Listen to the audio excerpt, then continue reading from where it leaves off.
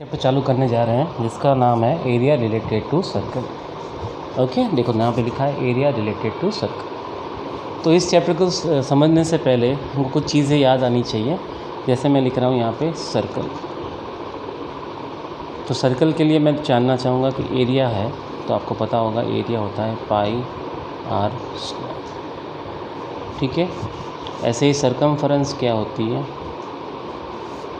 हम लेते थे 2 पाई आर। ये सब बेसिक नॉलेज है, इस चैप्टर के लिए सब कुछ ज़रूरी है, इसके लिए मैं पहले डिस्कस कर रहा हूँ। सिमिलर ट्रायंगल के लिए देख लेते हैं, ट्रायंगल का एरिया क्या होता है। तो देखो हमारे पास इसके लिए 3 फॉर्मूला है। एक तो है 1/2 बेस इंटू हाइट, हाइट भी बोलते हैं, एल्टीट्यूड बोलते हैं। दूसरा है हेरेंस फॉर्मूला, आपको याद होगा, S minus a S minus b S minus c. और तीसरा है इसके लिए जब ट्रायंगल इक्विलेटरल हो, कौन सा होगा, इक्विलेटरल। ठीक है, फॉर यहाँ पे लिख देता हूँ मैं इक्विलेटरल ट्रायंगल। ठीक है, तो ये कुछ बेसिक फॉर्मूला है जो आपको याद होनी चाहिए इस चैप्टर के लिए, तभी हम इस चैप्टर में आगे कर सकते हैं।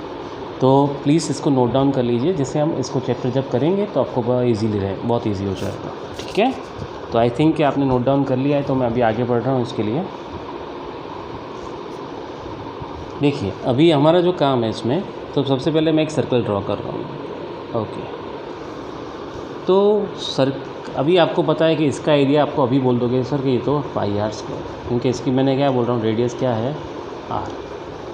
ठीक है, लेकिन अगर किसी ने मुझे पूछा कि सर इसका इतना एरिया चाहिए, तो देखो आप क्या बोलोगे, सर ये तो पूरे सर्कल का ये 1/4 पार्ट है, क्योंकि आपको पता है कि पूरा सर्कल मतलब उसका एंगल होता है 360 डिग्री, ये तो उसका 1/4 पार्ट है। तो आप क्या बोलोगे, sir pi r square into 1/, right. अभी मैं बोलूँ सर यहाँ तक का लेना है, तो मतलब आप बोलोगे सर ये तो सेमी सर्कल हो गया, तो आप बोलोगे इसका पाई आर स्क्वायर इंटू 1/2। अभी मैं और एक पार्ट ज्वाइन करूँगा साथ में, ये भी, तो सर बोलोगे आप तो ये 3/4 पार्ट हो गया सर्कल का, इस तरह से। लेकिन देखा जाए तो हमने हर बार ये नहीं किया है, एक्चुअली हमने जो किया है वो बता रहा हूँ। पाई आर स्क्वायर तो था ही, सबसे पहले मैंने 90 डिग्री लिया आउट ऑफ 360 डिग्री।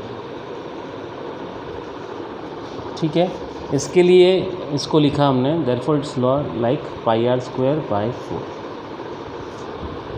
ओके, दूसरी बार हमने किया पाई आर स्क्वायर, हाँ सेमी सर्कल के लिए, उसको पता है कि आपको 180 होता है एंगल, तो इसको काटा तो जब मिला है पाई आर स्क्वायर बाय 2 मिला।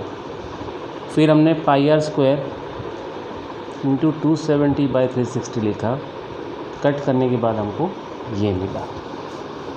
तो देखो इन जनरल क्या कर रहे हैं, जो भी एंगल लेके 360 से डिवाइड कर रहे हैं, तो जनरल फॉर्मूला क्या बनेगी, general formula pi r square theta by 360। तो ये हमारी फॉर्मूला हो गई। कोई भी एंगल का एरिया, मतलब सपोज ये सर्कल है, इसमें मैंने कोई एंगल लिया थीटा, तो इतना पोर्शन का एरिया कैसे मिलेगा मुझे, इस जनरल फॉर्म से मिलेगा। और इसी को बोलते हैं सेक्टर, इस पोर्शन को बोला जाता है सेक्टर। ठीक है, तो first note down this things, या फिर आप स्क्रीनशॉट ले लो तो भी चलेगा, तो फिर आगे बढ़ते हैं उसके बाद। आई होप आपने सबने स्क्रीनशॉट लिया होगा। अभी आगे चलते हैं। ओके, तो देखिए अभी वही मैं डिस्कस कर रहा हूँ कि भाई चलो ये सर्कल है, इसका हमने ये सेक्टर ले लिया, ये थीटा है। तो देखो सर्कल के 2 पार्ट बन गए, एक ये पार्ट है और एक ये पार्ट है। तो ये समझो आपको दिख रहा है कि ये छोटा पार्ट है, इसको मैं लिख रहा हूँ माइनर, और ये बड़ा पार्ट है, इसको लिख रहा हूँ मेजर। और देखो अगर इसको मैं सेक्टर बोलूँगा तो ये भी तो सेक्टर ही है, तो इसको बोलेंगे माइनर सेक्टर और बाहर वाले को बोलेंगे मेजर सेक्टर। फ़र्क क्या है दोनों में, फ़र्क सिर्फ इतना है कि इसमें थीटा ज़्यादा है, मतलब अगर एंगल बड़ा होगा तो उसको लिखेंगे मेजर सेक्टर, एंगल छोटा होगा तो इसको बोलेंगे माइनर सेक्टर। लेकिन दोनों की कंबाइंड फॉर्मूला एक ही है, एरिया निकालने की पाई आर स्क्वायर थीटा बाय 360। तो हमने दो चीज़ पढ़ ली, मेजर सेक्टर भी यही होता है, माइनर सेक्टर भी यही होता है, डिपेंड करता है ना एंगल के ऊपर। ओके ओके ना आगे अभी इसके जो बढ़ेंगे पहले इसको लिख दो आप। चलो ठीक है, तो अभी जो हम बढ़ रहे हैं, अभी मैं सरकमफरेंस की बात करूँगा। सरकमफरेंस क्या होती है आपको पता है, 2 पाई आर। ठीक है, मतलब एक सर्कल का बाहर का जो लेंथ होता है वो 2 पाई आर। फिर से वही, अगर मुझे यहाँ से मतलब ये पॉइंट से इस पॉइंट का निकालना है तो आप वही बोलोगे सर कि तो पूरे सर्कल का 1/4 हो गया, मतलब 2 पाई आर इंटू 1/4 होगा। फिर मैं आधे सर्कल का पूछूंगा तो आप बोलोगे सर ये तो पूरे सर्कल का आधा हो गया। फिर और एक पार्ट लूँ, मतलब 3 पार्ट लूँ मैं, तो आप बोलोगे सर 2 पाई आर इंटू 3/4 हो गया। ठीक है ना, और फिर 2 पाई आर, राइट। तो यही वहाँ पे भी यही सेम तो सिस्टम है कि जो भी एंगल लेंगे उसके हिसाब से अगर 360 से डिवाइड करेंगे तो हमको ये सारे के सारे 1/1 आंसर मिल जाएंगे। तो अभी समझो एक मैं सेक्टर ड्रॉ कर रहा हूँ यहाँ पे, इसका एंगल थीटा है, तो इसका ये पोर्शन से ये पोर्शन का लेंथ ऐसा, ये लेंथ इसको सिंबल दिया जाता है एल। तो एल का फॉर्मूला हमको क्या मिला, 2 पाई आर थीटा बाय 360, और कभी कभी इसको 2 पे कट करके पाई आर थीटा अपॉन 180 भी लिखा जाता है। बात एक ही है, इसको बोलते हैं, इसको नाम से बोलते हैं लेंथ ऑफ आर्क, इसको बोलते हैं लेंथ ऑफ आर्क। तो मतलब इस पॉइंट से इस पॉइंट की जो क्या लेंथ बनेगी, तो उसको वैल्यू होगी 2 पाई आर थीटा बाय 360 या pi r theta by 360। I hope आपको इसको एकदम से क्लियर हो गया होगा कि मैं एक्सप्लेन क्या करना चाह रहा हूँ। ठीक है, ओके, वेरी गुड। आपको अगर कुछ भी आपसे डाउट लगे तो आप कमेंट में भेज सकते हो मुझे। ठीक है, अभी देखो एक इसका एक और चीज़ बाकी है।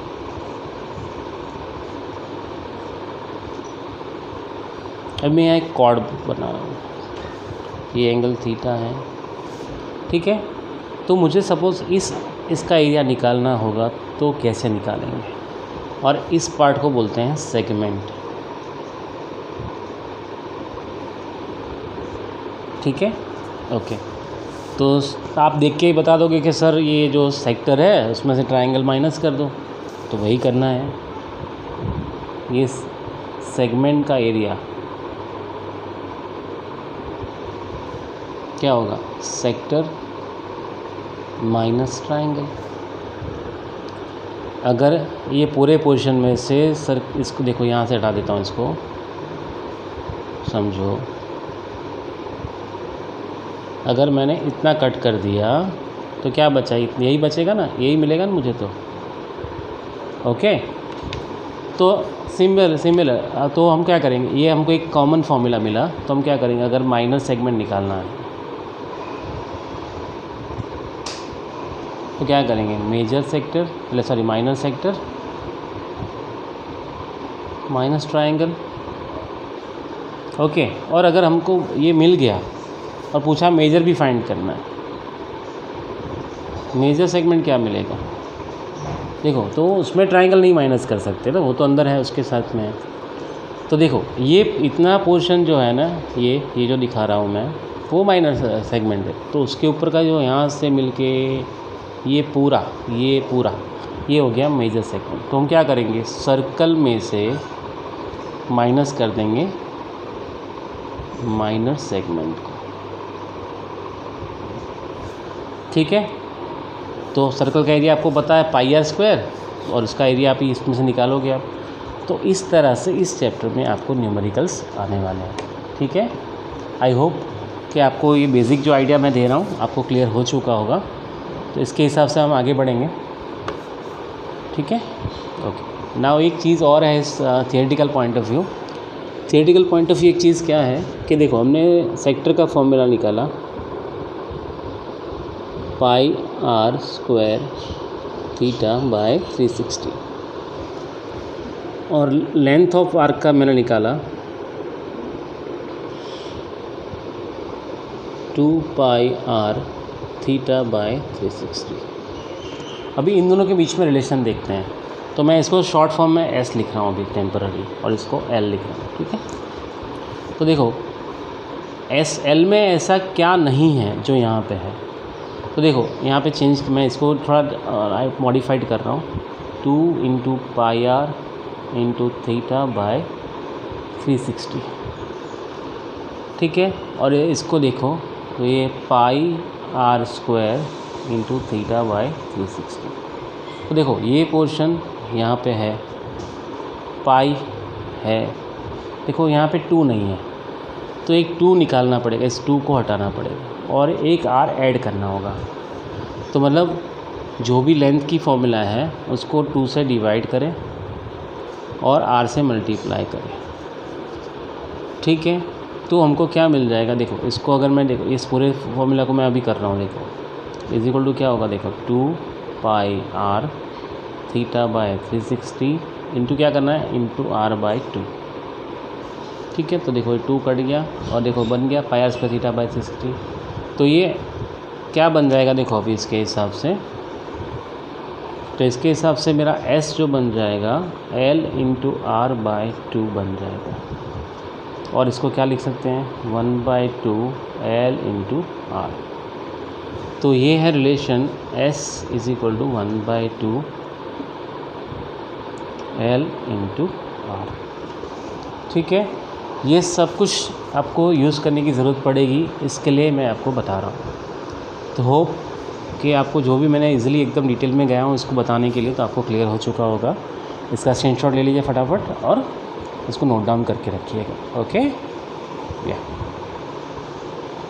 ओके। अभी कुछ इम्पोर्टेंट टॉपिक और लेते हैं जिसको बोलते हैं यूनिट कन्वर्जन ऑफ यूनिट्स।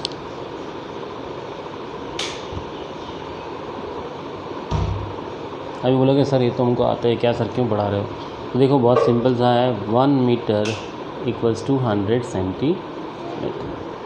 ये सर ये तो बहुत इजी है सर, किसको क्यों बता रहे, लेकिन सर आपको ये नहीं पता होगा शायद 1 स्क्वायर मीटर वो कितना स्क्वायर सेंटीमीटर होता है।